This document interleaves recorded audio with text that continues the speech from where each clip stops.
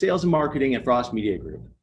I serve on the AAF Omaha Board of Directors and co-chair the membership committee with Paula Stenson from Paula Presents. AAF Omaha has been offering professional development programs, webinars, thought leadership, and fun activities for our members virtually throughout the pandemic. We will continue to offer virtual programming in coming months and anticipate getting back to in-person events when we feel it is safe for our members to gather following CDC guidelines. So grab your coffee or lunch, and we will get today's panel discussion started in a few minutes. We will be open for Q&A towards the end of the discussion. However, feel free to use the Q&A function with your questions during the discussion. We'll have our panelists answer your questions throughout their discussion at the end of today's program as time allows. AAF Omaha is the unifying voice for advertising in the Omaha and Council Bluffs metropolitan area. As an organization, we offer opportunities to educate, inspire, and bring an inclusive sense of community to advertising professionals in our area so that we and future generations can continue the work that we love. Events like today's Ad Connect are free to our members as a membership benefit. Our board of directors and active committees have worked to bring more value and benefits to your membership throughout the years. Our members have the opportunity to meet new people, engage with experts, and receive professional development opportunities through educational programming offered monthly. We've continued to successfully engage our membership and the Nebraska advertising community throughout the pandemic. Our moderator today is Shauna Dorsey, Information Services Manager at Mutual of Omaha. Shauna is an Omaha native and currently an Information Services Manager on the Talent Strategy team at Mutual of Omaha. Her career includes roles as a startup co-founder, nonprofit, VP, and an IT intern. Shauna, welcome, and please tell our attendees a little bit more about yourself.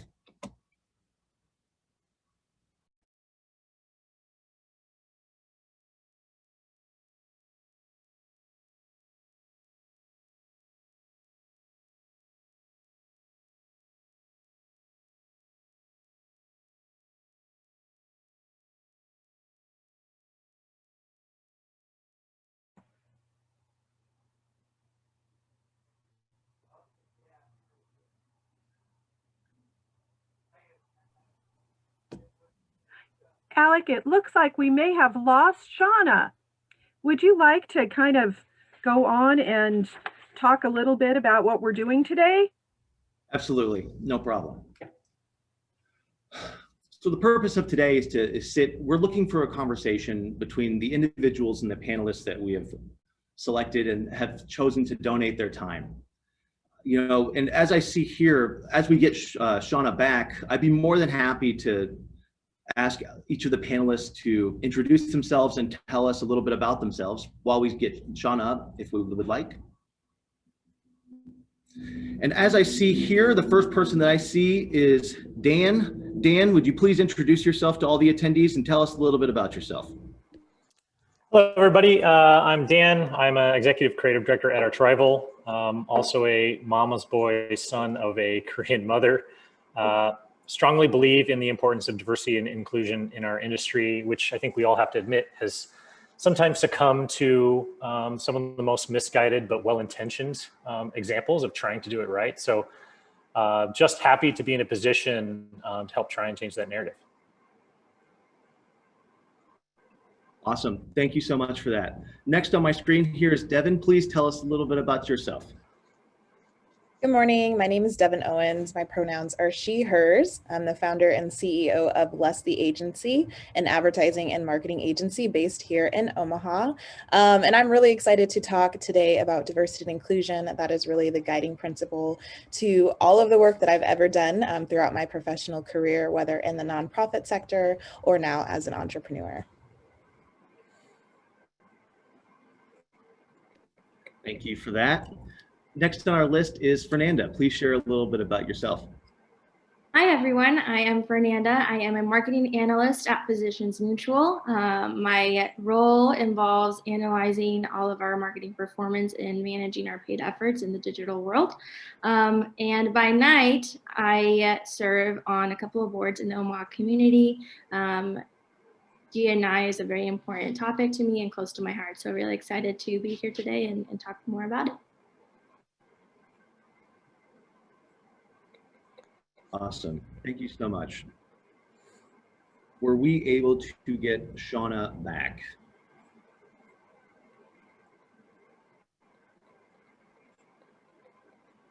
Shauna is trying to get back in. She was booted out, but she has her link and she's working on it right now. I think what we probably should go ahead and do, Alec, if we'd like to follow, do you have the information or do you want me to go ahead and take the information and go and move forward? Yeah. So sorry, everybody. Murphy's Law, right? So I can run this if I have the questions until she gets back, if we'd like. Or you can, Terry. Okay, I've got the script right in front of me, so we'll go ahead and kind of go from our first question, I believe, is for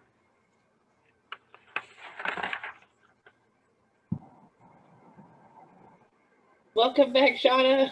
there we go, Shauna. Hi, I'm so sorry about that. I did hear Alex Coast. So can you guys hear me? We can. Okay, awesome. So I'm going to jump in. I heard all of the intros, and one thing that I was also going to mention is that Fernanda, you recently published a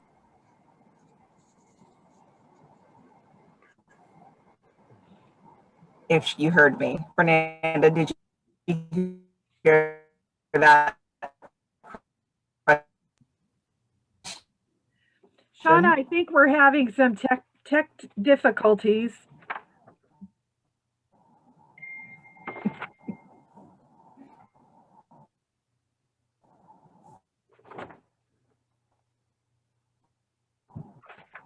I think what we'll go ahead. Yeah.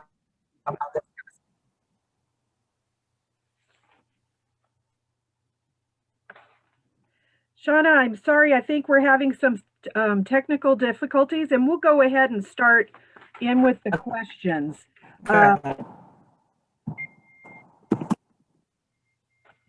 We wanted to talk a little bit about what AF Omaha has been doing in the community with our community outreach team. They've been working hard this year with a team of volunteers, orchestrating a number of diversity and inclusive and inclusion projects led by our board members. There are two board members leading that right now, Suzanne Kolginski from RCG Advertising and Media, and Rod Coleman from Bozell. Our Advanced Omaha Fund initiation, we activated that this summer, and we're working with, we had 11 agencies in Omaha participate in that, and we're continuing with those efforts. Shauna, are you back on?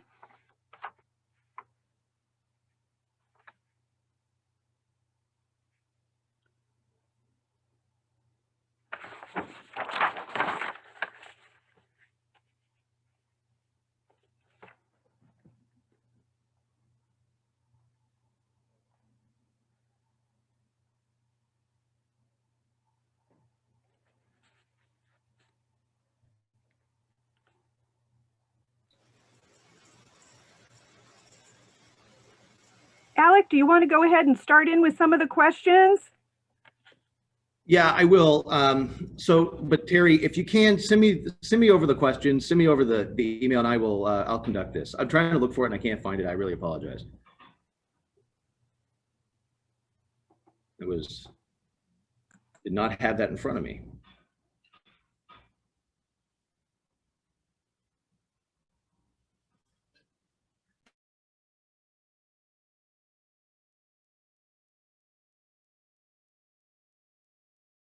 Or Terry, if you have them in front of you, you can just go ahead and ask them. We'll just start asking all of the panelists their questions. Go ahead. You can take it.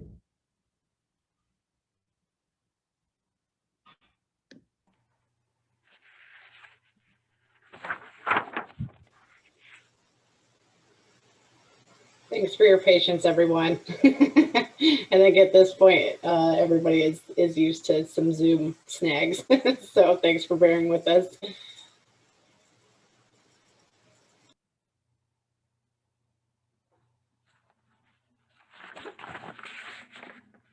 Fernanda, you didn't mention, and I think Shauna started in on this, that when you were introducing yourself, that you recently wrote your first book, The Female Collaborative, on how much you aspire to motivate those around you, and that you are a wonderful voice for the Latino and young professionals in our community, the Latino community.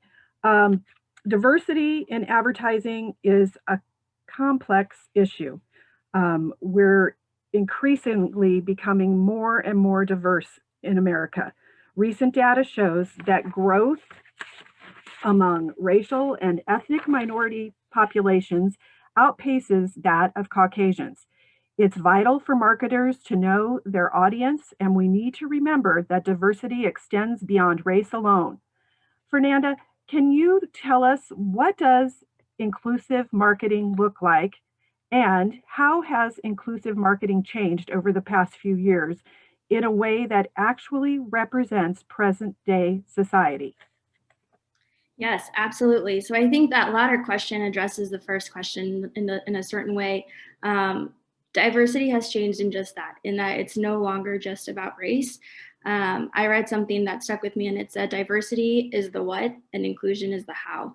And so today, I really think that it's kind of broken up into a couple of tiers. The first one being demographics, right? So the ones that we know, the age, gender, religion, and age. So I'm Fernanda, I'm Mexican, I'm 23, and I'm a female.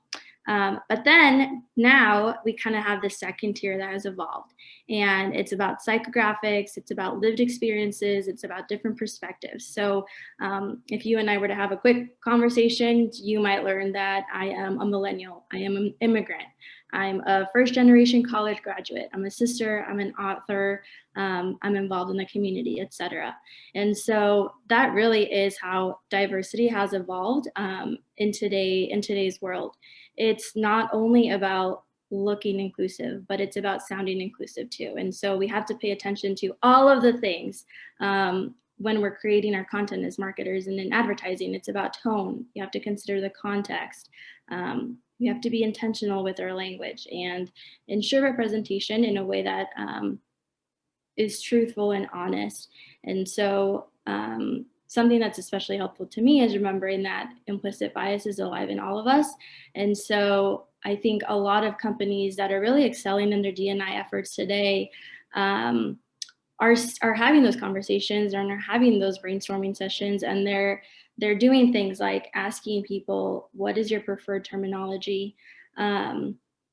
Being cautious about using a specific level of specificity, being sensitive to labels, not using jargon or words that not everybody who is seeing their advertisements might know, and using people first language, keeping the individual as the most essential element. And overall, I think in those conversations, companies and people are being more bold, more transparent, more honest, and really not being afraid to take sides in what they believe in. And I think it's really important to remember too that diversity starts from within. And it should then reflect the diverse communities that our companies serve. And so as we, as advertisers and marketers, become allies, it's really all about listening and truly having asking the questions and having those conversations, and being authentic to the communities we serve and to ourselves. Thank you. Hey, Terry, I apologize to interrupt, but I'm so sorry, Christy, we totally missed your introduction, but we would love to have you introduce yourself. So I'm going to give the floor to Christy Becker. Hi, thank you. I mean, these things happen in the age of Zoom meetings, so, you know, I get it. I'm Christy. I use she, her pronouns. I'm the communications manager at Inclusive Communities. I grew up in Trinidad and Tobago, which is a country in the Caribbean that's made up of 2 islands. It's just 7 miles away from Venezuela, so you could probably swim it, but there are sharks. I moved to Miami around 2008 and went to grad school, and then moved back to Trinidad for a couple of years where I worked in our local government on local government reform legislation, specifically to provide more universal services to rural populations.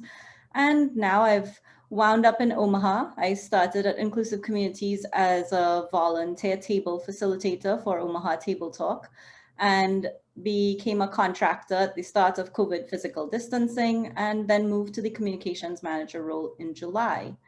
Now, what's great about Inclusive Communities is that I found a place in Omaha that I didn't think I'd find, where I can have conversations that I really was never exposed to. Trinidad is a very ethnically diverse country, but it's also conservative in a lot of ways.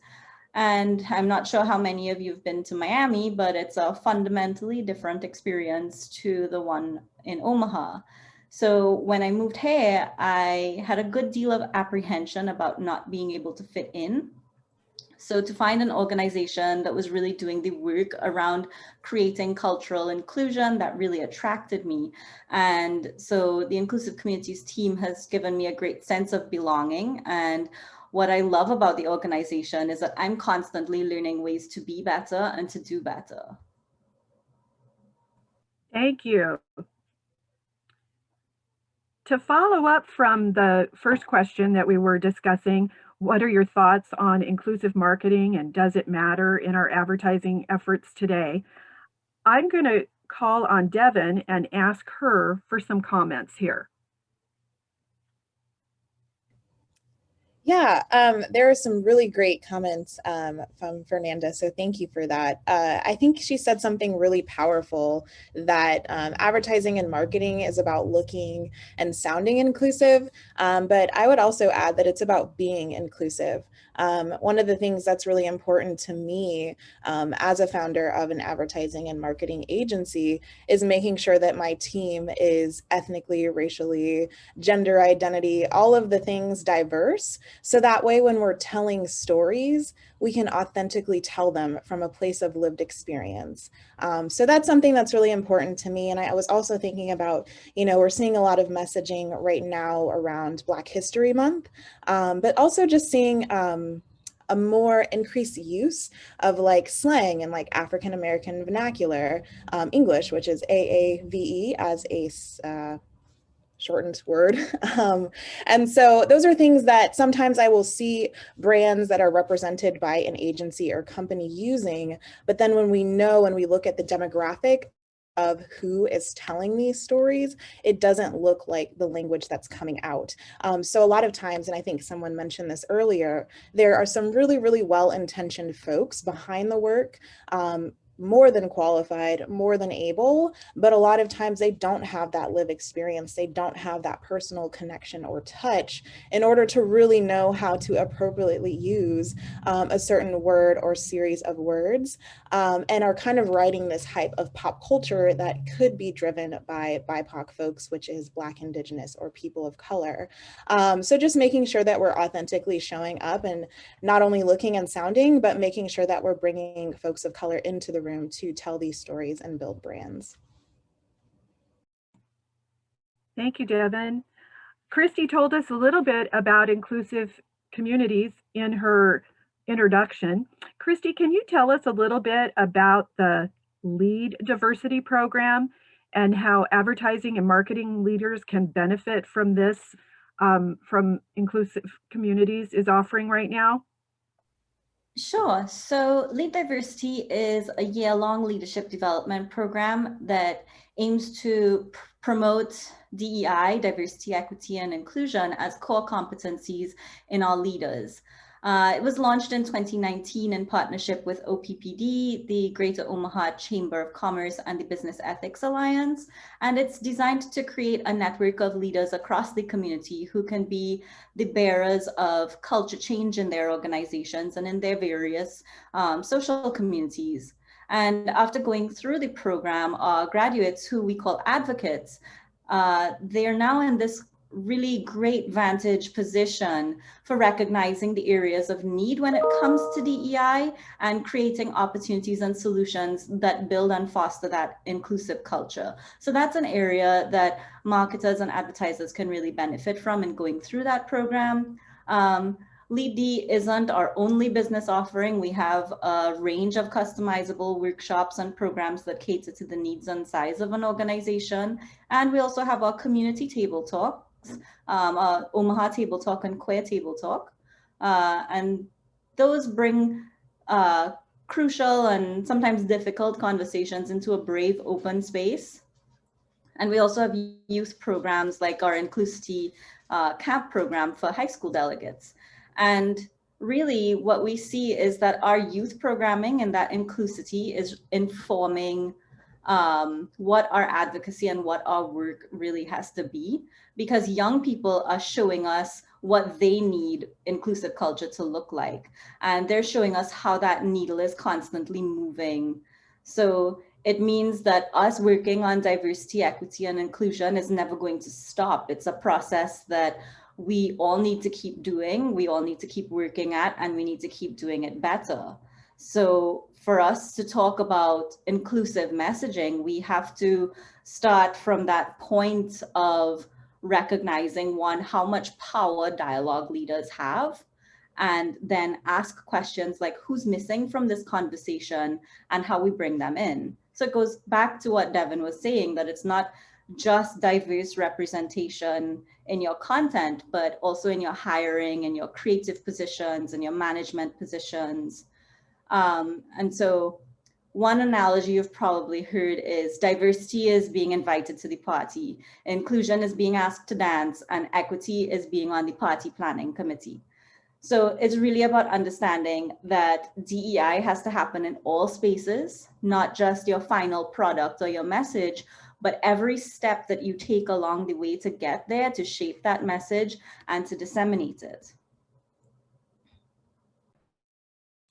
Thank you, Christy.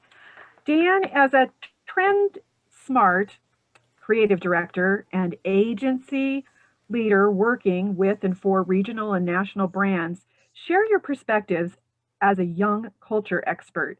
Today, promoting revenue, brand image means defining and communicating with the audience as individuals, including people of all ages, all economic levels, and genders.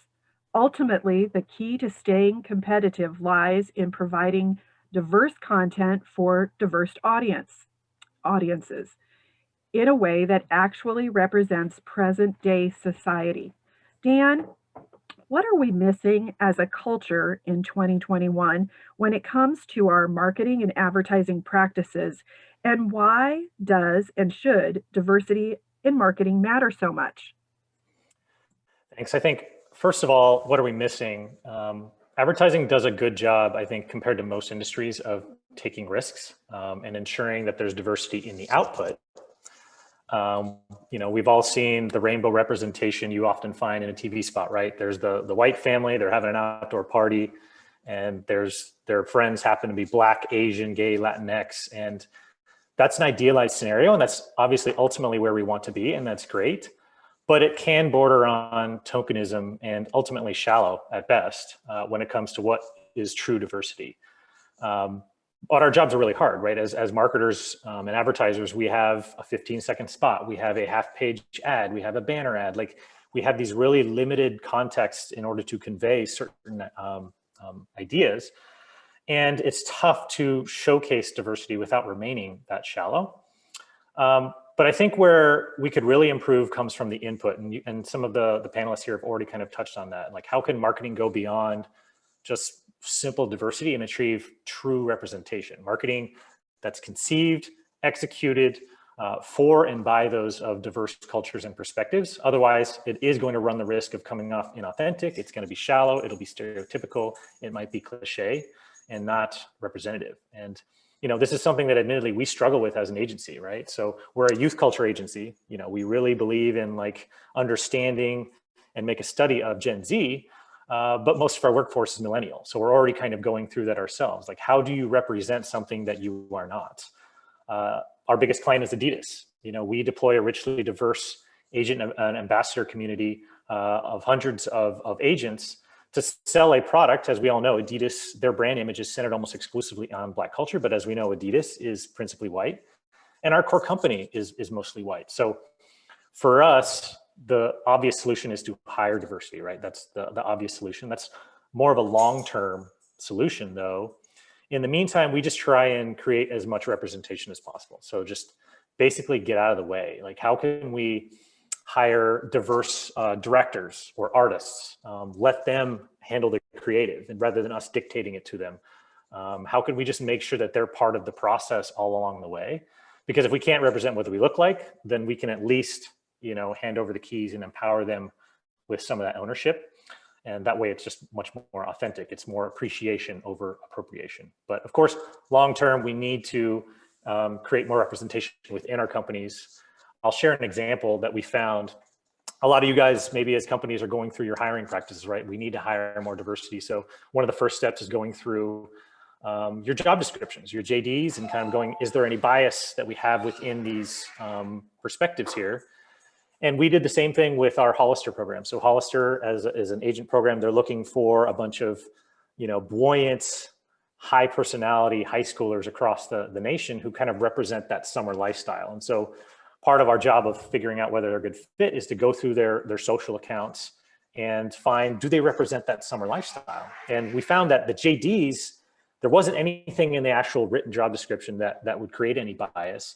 But we found that as we were going through these Instagram accounts, and we tended to gravitate towards the agents who had these pictures and content of like beaches and like summer living, and like they're in LA, they're in San Diego, they're in all these places.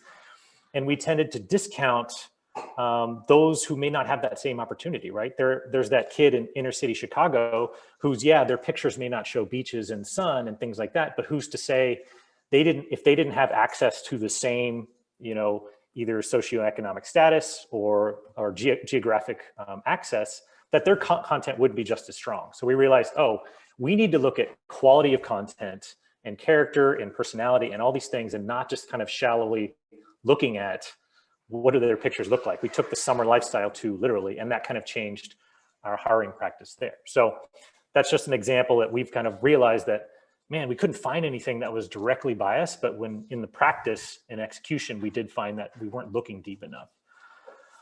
For the second question, you know, why and should diversity in marketing matter so much? I think some of you guys have also touched on it already. It's like, to me, it's not necessarily about diversity. Diversity does matter, right? It's important to watch something and see advertising and see marketing and see yourself reflected in that. That's very important for people, BIPOC people.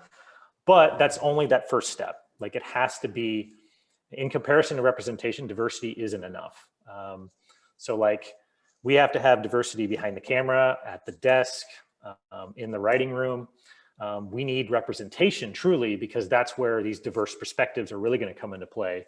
New ideas, more authenticity, and that's what actually pushes culture forward. So I will say in marketing, we have a unique opportunity to do that, right? Like, we reflect culture in many ways. We are kind of a direct mirror of what is the latest thing, what are people talking about, and we have the power to also create culture. So with that platform, we need to be able to change and kind of reestablish what defines quote unquote normal in our culture. And so it's a tremendous challenge, but also a tremendous opportunity. So hopefully that answered your question. It did. As we move forward, I think I'm going to go on to a couple of questions that we prepared in advance. Some of these we've hit on, but our panelists, each of you, if you would like to chime in, please feel free to share your insights. Dan did go over this question somewhat, but I'm going to reiterate it. How do and are agencies cultivating and capitalizing on diversity of thought in the workplace? What are we doing as agencies right now, or what should we be doing? What are some insights? I apologize, Terry. I'm going to jump in real quick. I do believe that we have Shauna back on. Welcome back. Sorry to interrupt, but I just wanted to bring everybody back in.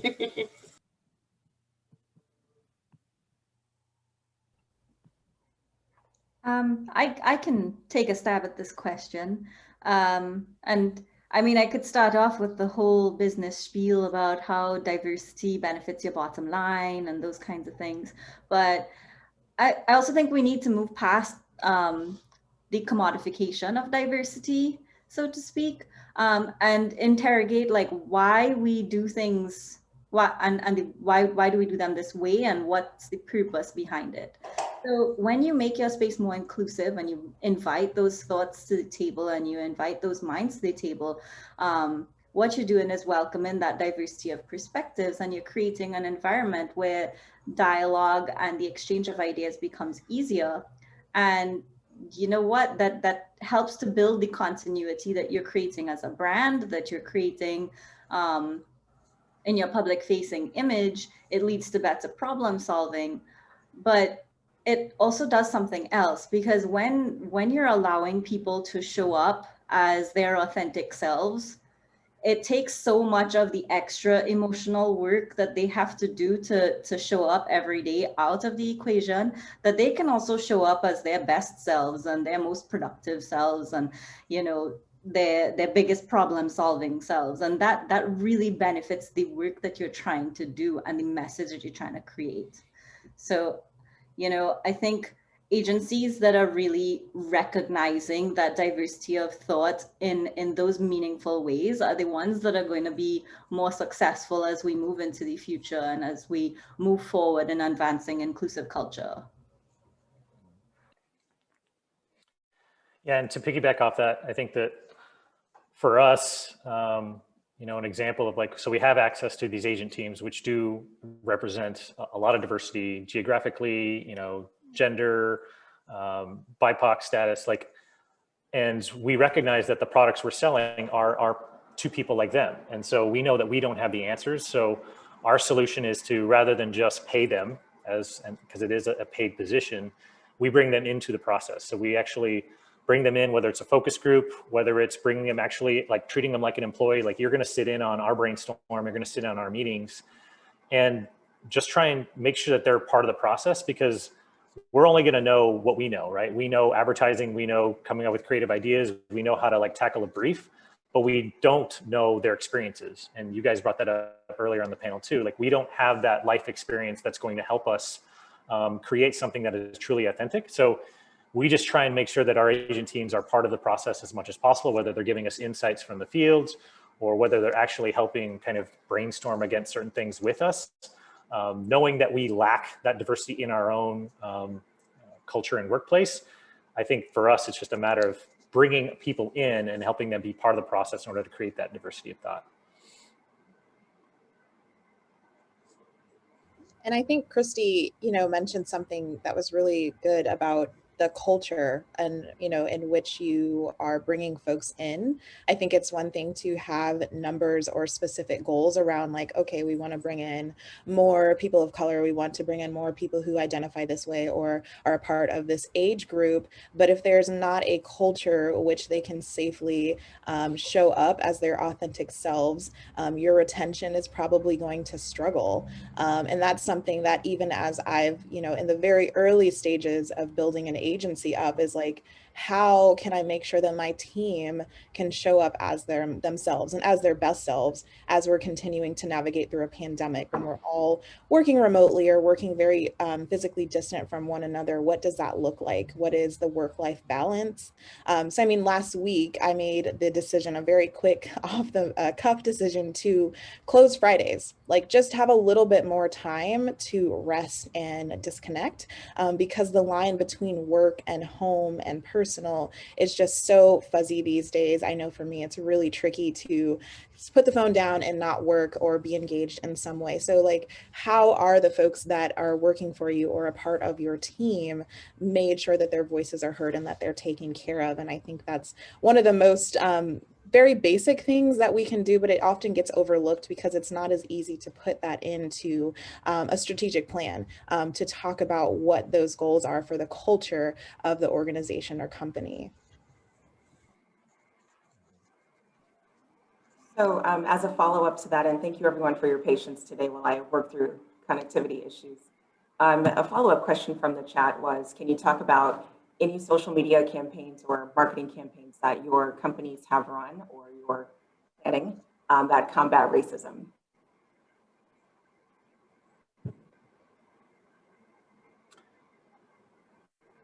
Was the question like campaigns that we worked on or campaigns that we're aware of, or? I think it didn't say specifically, but let's go with campaigns you're aware of because you may not have done them directly, but any campaigns you're aware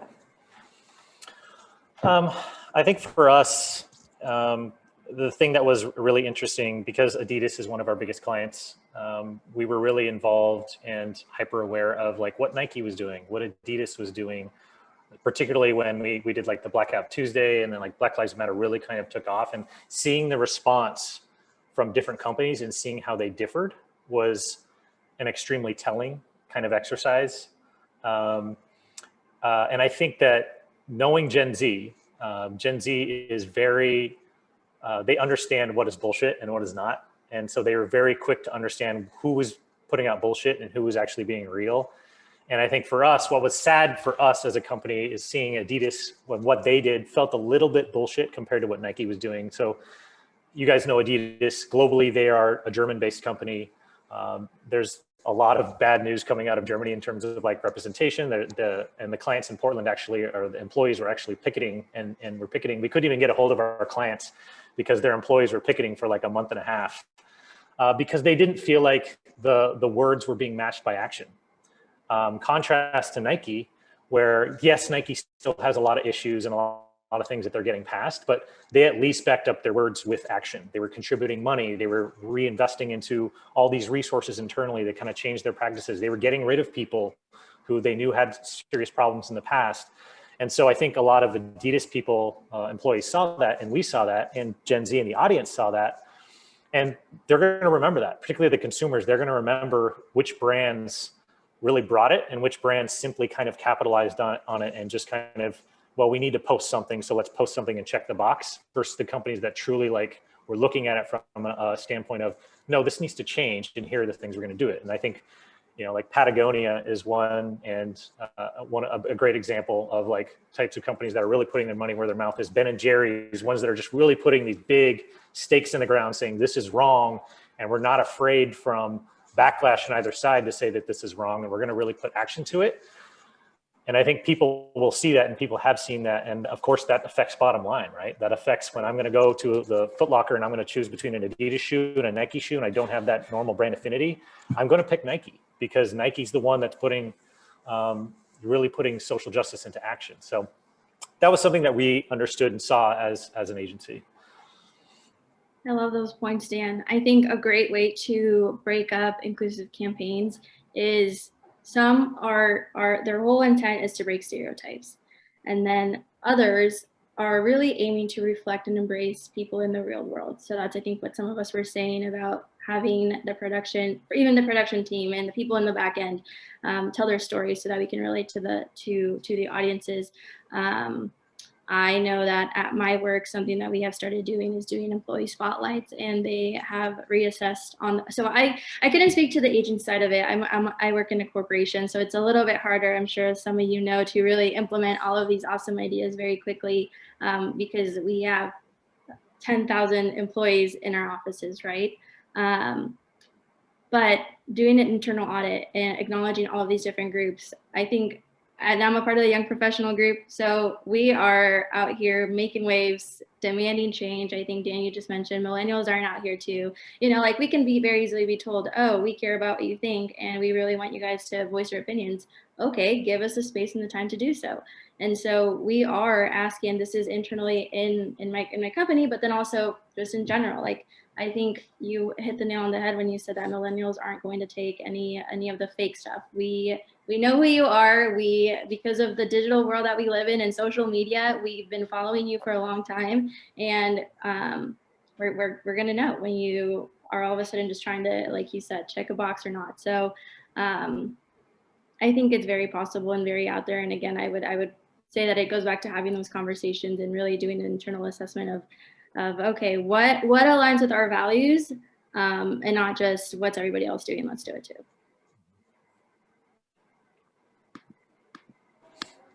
Okay. One of the points that Dan made was about authentic content. That's so critical, right? Because we know too that, like Dan mentioned and others have, that it does affect your bottom line. Like if people don't agree with the messaging, then they might not purchase your products. But when it's the right thing to do, then sometimes you take that risk. So I'm going to skip to a follow-up question, and then I'll keep looking at the chat to make sure I don't miss anything.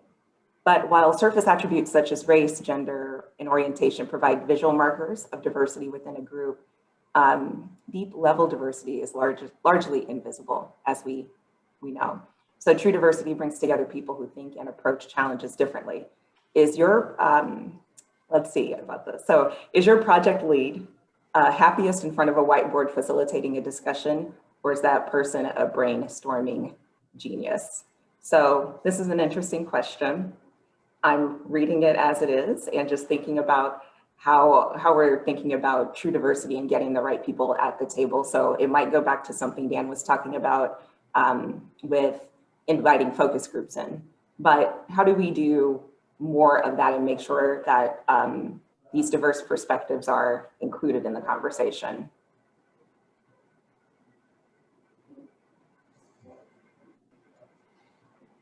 Well, I think part of it, Shauna, is making sure that when we're bringing on folks, that they're in positions of leadership or in a position to actually make a decision. That's something that when I'm doing my scan, just of the market and competitors, I'm looking at not who's the photographer or who's the content specialist or anything like that, but I'm looking at who's really making the big decisions and writing the checks. And is that reflective of the communities or the clients that they're serving? And I understand that sometimes it's hard to do that. Being in the nonprofit sector, we've had this conversation 1,000,001 times. How can we make sure that more people of color are in leadership positions? How can we, within our Omaha community, how can we make sure that we're not even losing those creatives to larger, more inclusive or more diverse cities? So that's something that I think is, how can we make sure that we're providing professional development opportunities to grow, scale, or even just creating new roles that haven't been thought of? I think Dan mentioned something earlier about just checking the job descriptions. Is there potentially a role in your agency, in your company, that hasn't been created yet that someone could step into and really take things to the next level? So I think it's sometimes getting out of this way of thinking that is very systemic and not inclusive, and thinking about, okay, who's not at the table? And who's not at the table that's signing the check or making the final decision or the final say? Because I've been in those, I hate to say it like that, but like lower ranking positions where I was just told what to do. So even me being there as a Black woman, as a millennial, as a young professional was really for naught, because the directive was coming from someone who wasn't representative of my community. So now that the roles are a little bit switched, I'm making the decision and I'm implementing it through, but not all agencies or not all companies have that structure quite yet. And so again, going back to culture, how can we make sure that we're fostering that to happen? What are the pathways to grow in an organization or a company? And where are we pulling from to find these people?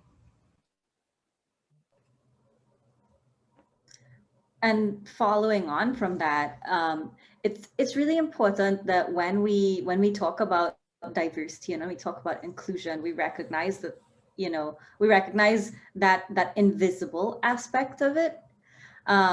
When we do our work at Inclusive Communities, intersectionality is something that we talk about a lot, and it's actually a jumping off point for quite a lot of our programming, because there are so many layers to an identity and so many parts of a person's identity that are invisible, and you really need to be meeting people at those intersections, and you do that by creating a workspace and a work environment that is inclusive but on a broader scale. So when people think diversity and inclusion, they a lot of the times immediately think, okay, well, we need our office to look like a Benetton ad, and it has to be more than that, right?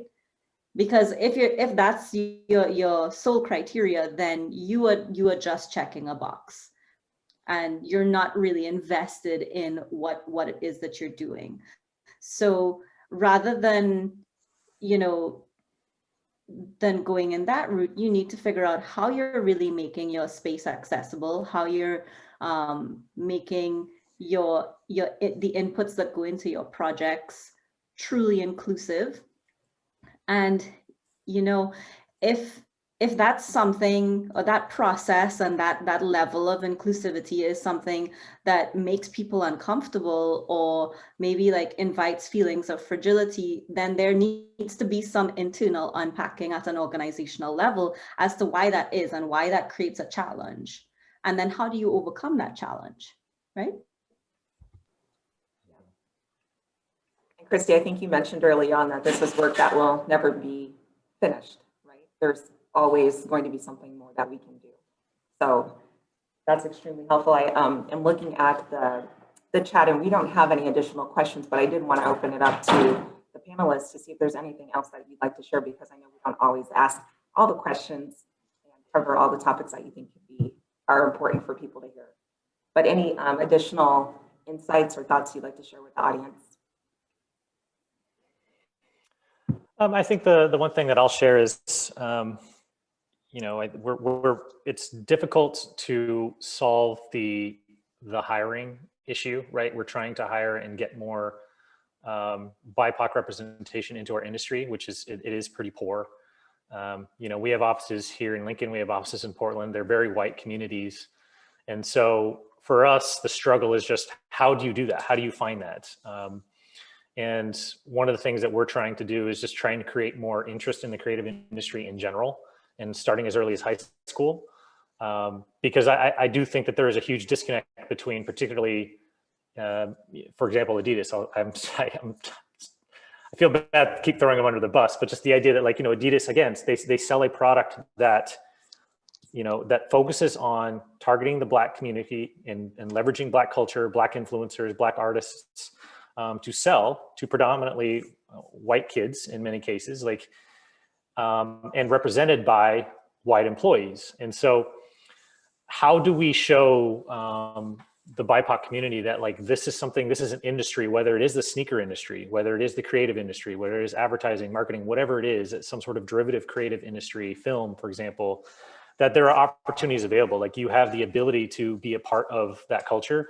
In the initial discussions that we've had, like talking about like just some initial surveys that we've done in high schools, like they don't even believe that it's a thing. They don't believe that it's an option for them to, like, advertising doesn't even come into their minds in terms of a potential job or career for them. And so it's a difficult problem, but I think it needs to start as early as high school, and just letting them know that, like, those cool ads and those cool things that you saw Adidas and Nike do, like, you can be a part of that. You can ideate that. You can actually create those things. You can create the content that people are then consuming and then making memes out of. Like, that's awesome. That's something that we just need to do a better job of creating more interest and excitement and making that feel like a much more real opportunity for them.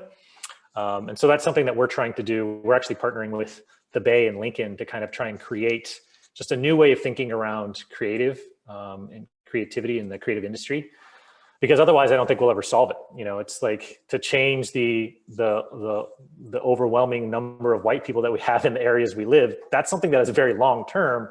But what you can do is start to target these communities and let them know that this is a real option for them, and start to kind of build excitement around it first.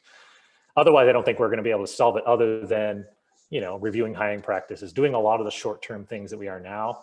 The long-term solution truly is hiring people, and it needs to start as early as we can do it. Yep. And let's see, Paula asked a follow-up too about introducing curriculum at the high school level. I like to say, how about even middle school? Like, I think the sooner the better. But just any thoughts you have about marketing and that sort of creative? Yeah, we have really poor visibility in school in general. And another thing that we've been finding is, like, obviously Gen Z, they're learning in a very different way that we learned. Like, we actually use physical books. Like, I remember I'm a little bit older than probably some of you on this call, maybe, and younger, but I remember going through a Dewey Decimal System at a library in order to find a book that I took home and I read. And now, of course, we have access to literally the world's at our fingertips. And so kids are learning as much on YouTube as they are in a classroom. And so one of the things that we're trying to explore is like, let's get out of the classroom. Let's, yes, introduce advertising classes to the curriculum, but also let's change the curriculum to represent the way that these kids like to learn. Let's take them out of the school. Let's put them in an after-school program where they can actually create an ad. They can actually develop a spot or make a short film or create content, because that's kind of how they like to learn, and that's kind of how they like to do things. And so if you're not going to get them excited about the subject matter, then change the curriculum to suit the way they like to learn and show them that, like, man, I can really get hands-on with this thing. And actually, I kind of like it. And now I want to get into it. But you're right. We definitely need to introduce advertising as early as we can, but then also we need to look at how we're changing the curriculum to suit the needs of this new generation too. Dan, thanks for that, voicing those opinions. Dan serves on AF Omaha's community outreach team. They are in the process of putting together programs and hopefully some curriculum that we'll be able to offer to students across the state of Nebraska in future months. One other thing that I wanted to make sure that I brought up, and especially now after Dan had talked a little bit and mentioned that the hiring gap in marketing and advertising has been a little off kilter throughout our communities. In order to address this, AF Omaha's, again, community outreach team has created a talent directory. And it's a talent directory focused on minority creatives and marketers. We believe that this tool will help increase the referral and hiring pools. And we have that posted on our website. It's shareable if you would like to share that form so that creatives of minority can get on our talent directory.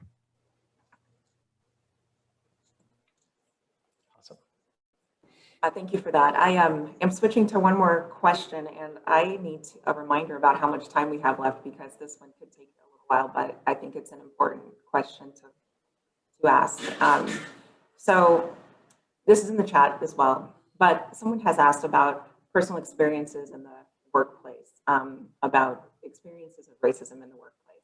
I know I've had many over my 20-year plus career, but I'm really curious to hear from you all about any that you've experienced or that you're aware of, and how racism in the workplace looks and how people could miss it, what they could do to become more aware of it, and potentially better allies. That is a lot of questions in one thing, but let's just start, see where it goes.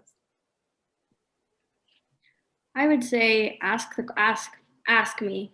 I actually experienced this at work where really shortly after I joined the company, let me preface this by saying I love my company. They're the best people I know. Nobody is malintended there. But very shortly after I joined the company, they were asking me if I would be willing to be in some of their marketing materials for recruiting and, videos on LinkedIn. They did an employee spotlight on me almost immediately. And then as I got into it, I couldn't help but think like, oh, is this really because it has to be because I'm Mexican, right? I'm a person of color, and they're like, we don't have that many, and this is so. Later on, now I've been there for a couple of years, and that came up in a conversation with somebody in the creative space, and she was like, would you rather us ask you to be involved, or does it offend you when we ask you to be involved? And I was like, I think initially, maybe after it was pointed out to me, like, oh, maybe they're just asking you because you're like, have you ever thought they're just asking you because you're a person of color? But I'm okay with that, because I think that at some point somebody has to be invited at the table and do it first, right? If me being put out there for whatever the reason, I love my company, so maybe if I didn't, it would be a different conversation. But and I'm so glad she asked me that, because she's like, okay, great, because even now we continuously want to be putting you, having you in our different communications, but it's because you do a good job. It's not only because you're this and this. And so I think it was a relief for me to know that, because like, great, I'm glad that it's not just because I'm Mexican. But yeah, and it was just because she asked me, and we were able to have that conversation. And a lot of other people, you kind of saw light bulbs going off as we were talking, like, oh, I didn't even think to even think about that and how that could be making you feel. So that's what I would say, is just ask and have those conversations. I think many of us minorities and people of color and just would rather have that conversation than assumptions be made. I think that assumptions thing is really, you know, the beginning point of it. Prior to getting married, I had a last name that was much longer than my last name now. And the thing is, it was pronounced phonetically, but in a lot of my classes and in a lot of spaces that I had been to, even in Omaha, where, you know, someone had to call my name, they would look at the page and then they would be like, yeah, I'm not even gonna try. And it's like, come on, really? Like, you have to do a little more work than that to bring me into a conversation. Don't just tell me that, you know, I don't want to butcher your name, so I'm not going to try it. That doesn't do anything for me. And so I think like those assumptions or that lack of trying is really kind of like the beginning point. And I mean, sometimes they're really just mistakes. And I know that people aren't like ill-intentioned in doing things like that. But, you know, when those mistakes happen, there really needs to be like an honest dialogue about why that happened and where along the way your inclusive process broke down. And, you know, if you're thinking about an organization and something like that happens, then, you know, maybe that's like an interpersonal thing. And so, okay, deal with that. But then you also have to understand that something within your organizational culture made it okay for that to exist and for that to happen. And you also need to deal with that too.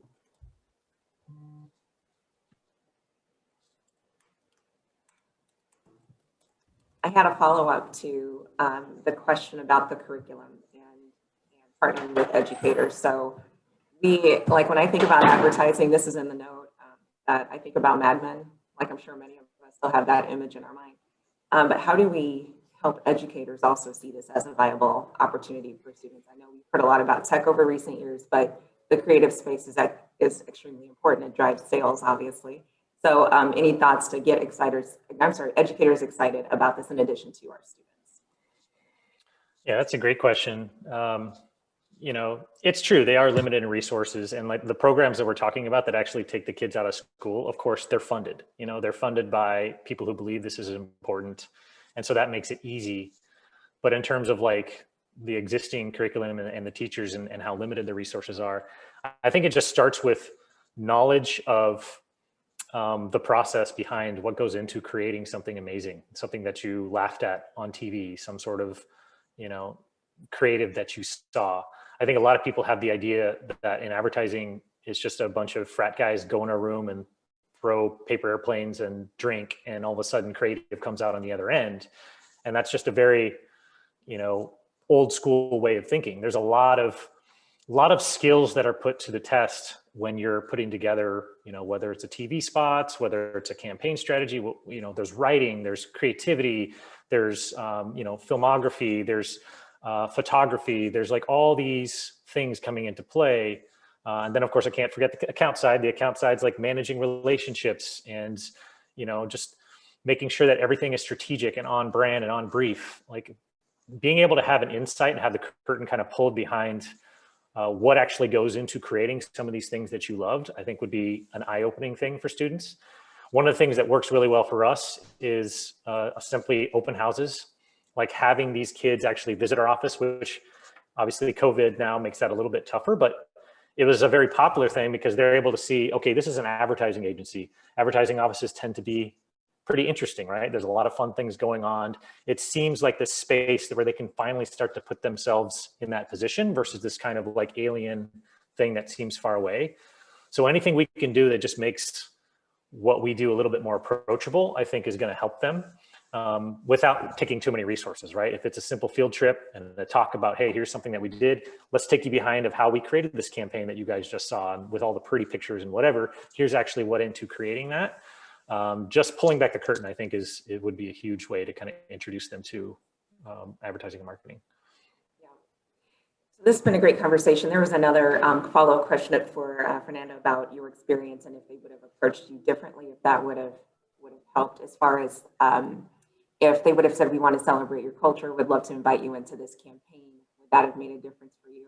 If you have time to answer that, that'd be awesome. If I know folks have to go, but then we'll wrap up after that. Absolutely. That's a great question. And I think yes, it's all about positioning, right? But like Chris, I think it was Christy who said, sometimes people just don't know. And I even though it's such a hot topic right now, diversity and inclusion, it's also relatively new. I feel like it's not new in the sense that we've always been facing these problems, but now it's like everybody's trying to do it and they're trying to do it right now. And so I think it was really just a learning curve.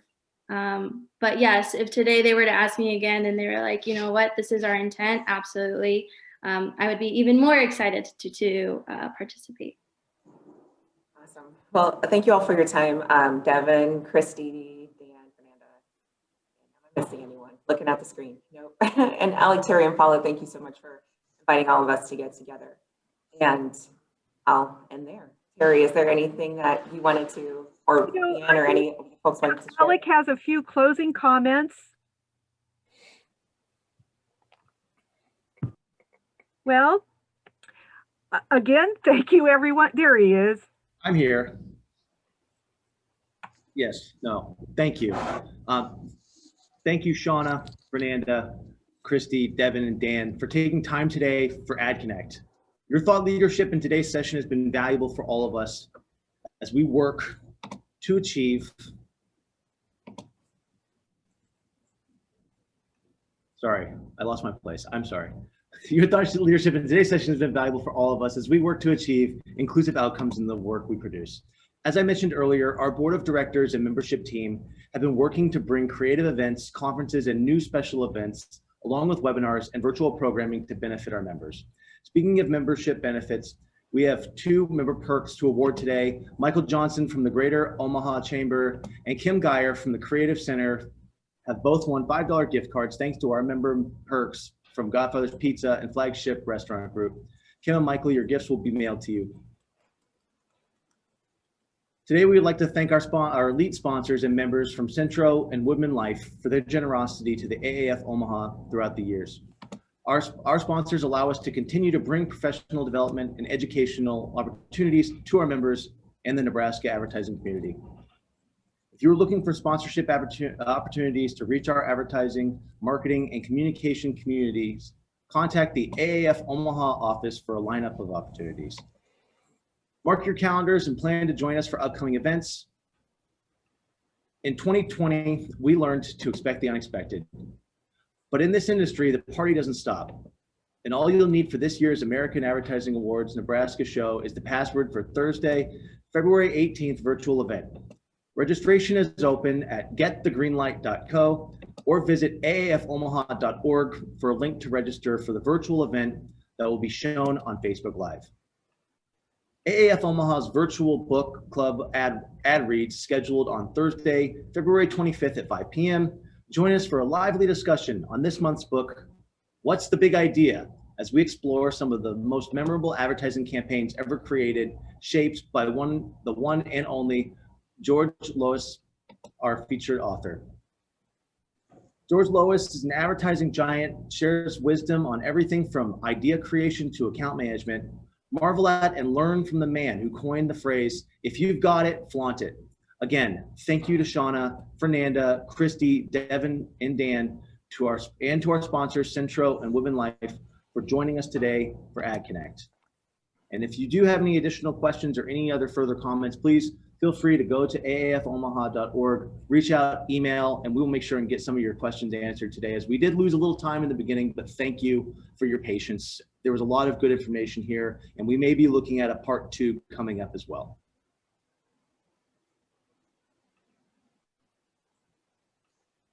Thanks, guys.